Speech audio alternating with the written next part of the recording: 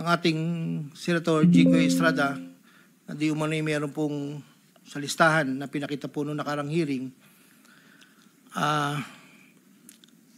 Yun po, ako po ang nagpasa ng listing po kay Yusek Bernardo. At ang sabi niya po ay meron ka pa bang kailangan na worth 355, ilan daw po yung natitira. So ako po ay nagpasa ng listahan sa kanya. Ang pagkakabanggit lang po sa akin ay meron pang extra si SJE. So nung lumabas po yun, sa kanya ko rin po ibinigay, pero wala po akong direct na komunikasyon kay Senator Estrada at wala rin po akong, hindi po ako ang nagdadala, wala po kaming, hindi ko po nakakaharap, Senator Jinggoy po. Si Yusek Bernardo lang po ang kausap ko. Doon naman po sa nasabi nung nakarang hearing po about the 600 million kay Senator Joel po. Ang totoo po noon, yun po ay multipurpose building. Ang request niya po talaga.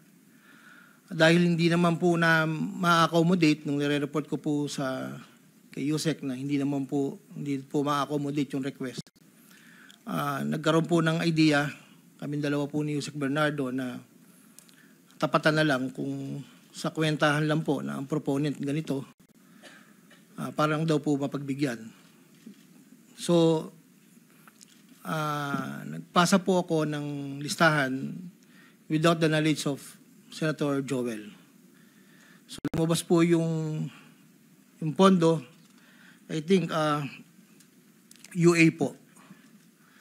So, hindi po alam ni Sen na yun po ang pinalit namin sa multipurpose building. Wala pong alam si Senator Joel. So, yung bilanggit po na mayroon pong 25%, ako po ang at si Yusek Bernardo ang nag-usap na gano'n na lang ang gawin para daw po matapatan man lang yung 1.5B na request po. Inayos ko po lahat yun at dinala ko po sa tauhan lang po ni Senator Joel somewhere in Bukawi po.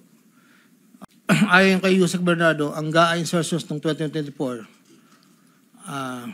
na magkakalaga ng 300 para po 300 million na para kay, sabi niya po sa akin, para kay Senator Bong Revilla na noon ay kumandidato bilang senador para sa 2025. Sinabihan ako ni Yusek Bernardo, Henry, kay Sed Bong yan, baka gusto mo tumulong sa kanya.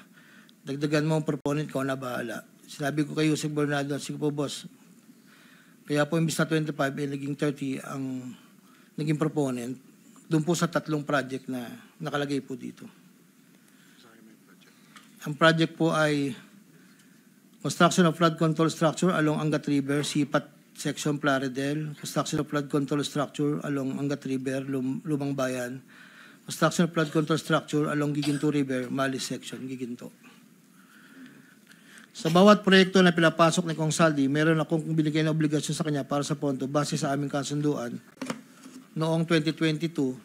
Ang kaniyang hinihingi na budget sa bawat proyekto ay 20% lamang po noong 2022. Kung makikita niyo po, Your Honor, isasabay ko na rin po ito, na yung larawan po nandun po sa, kasama po ako, na nakatayo, yung opisina, yun po yung 20% po na 2022 inaayos po namin doon sa litrato po.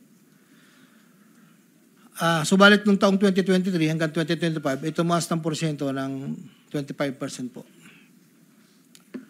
Ang pag-abot ng porsyento para kay Kong Saldi sa bawat proyekto ay kadalasang hindi isang baksakan. Ito rin ay nakadepende kung paano na ipasok o na-insert.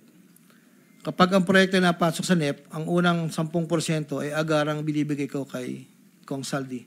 Habang ang balanse na 15% ay paglabas na po ng GAA within 1 to 2 months. Iniipon ko muna po yan bago po ipadala sa kanya. Kapag ang proyekto naman ay naipasok ng Kong Saldi sa BICAM, ang unang 10% ay binabayad sa kanya matapos lumabas ang GAA at ang balancing 15% ay binibigay makalipas ng 2 buwan mula nang maaprubahan ng GAA. Pero kapag proyekto ay naipasok gamit ang UA, ang 5% ay agarang iniipon ko pat ibinibigay kay Kong Saldi.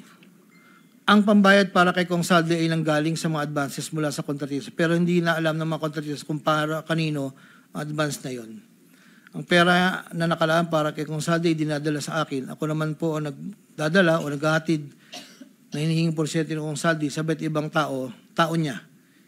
Hindi ko po siya na-meet during pagdadala. Ang tao niya po ay may alias lang Paul at Mark. Dahil sila po yung nag-message po sa akin through Viber, disappearing message po iyon, na doon ko po dadalhin.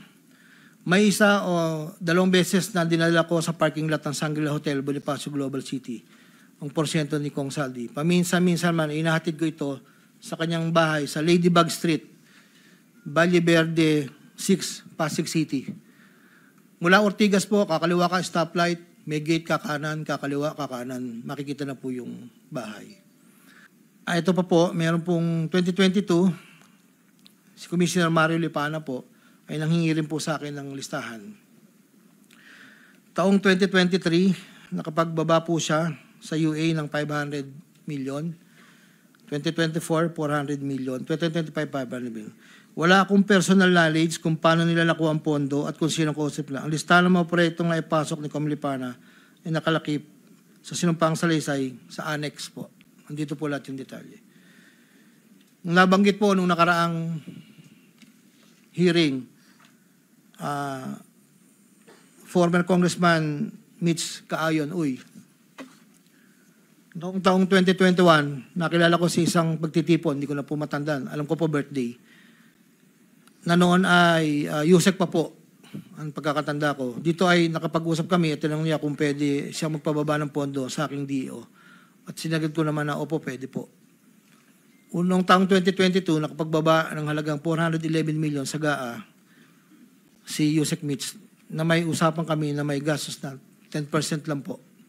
Hindi niya po pinakailaman yon, sabi niya, bahala ka na kung sino man ang mananalod contractor niyan. Noong ikapat na pagdinig ng Senate Blue Ribbon Committee hearing, may 2 larawan na pinakita ang chairman ng Senate Blue Ribbon Committee, Senator Pampilo Lacson, kay Engineer Bryce Hernandez. Isang larawan sa isang lamesa na puno ng pera at doon ay makikita ang aking presensya na kung saan ay ako'y nakasuot ng blue na shirt at ito ay sa conference room ng lumang opisina namin. Para po sa kalaman, lahat po ng pera na yon ay para sa BICAM ni Kong Saldi. 519 million na may 20% proponent noong 2022. Ito po ay galing sa iba't ibang mga kontraktor na nakuha ng mga proyektong naipababa ni Congressman Saldi. Ang pangalawang larawan naman po ng pera na nakasalansan sa isang bilyaran ay para sa proponent ng 2023 na 5.79 billion na dadalhin namin kay Kong Saldi na sa aking pagkaalala ay nagkakalaga ng 579 bilang 10% advance payment. Aking nireserba ang aking pagpasa sa karagdagang sinumpang salaysay kung sakaling ito ay mabibigyan muli ng pagkakataon.